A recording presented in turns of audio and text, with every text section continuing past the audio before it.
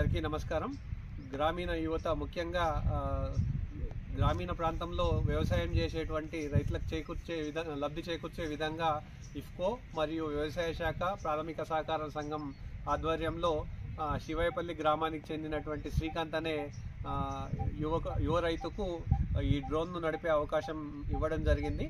ముఖ్యంగా మెదక్ జిల్లా వ్యాప్తంగా ప్రప్రథమంగా 18 లక్షల విలువైనటువంటి డ్రోన్ను ఇఫ్కో కంపెనీ వారి సహకారంతో వ్యవసాయ శాఖ మరియు ప్రాథమిక సహకార సంఘం ఆధ్వర్యంలో ఈ యువతకు అవకాశం కల్పించడం జరిగింది.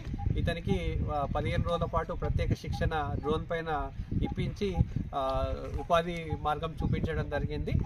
అదేవిధంగా మిగతా రైతులు కూడా ఇట్లాంటి ఉపాధి అవకాశాలు పొందాలంటే ఆధునిక సాంకేతికను అందిపుచ్చుకోవాల్సిందిగా రైతులకు విజ్ఞప్తి చేస్తున్నాం.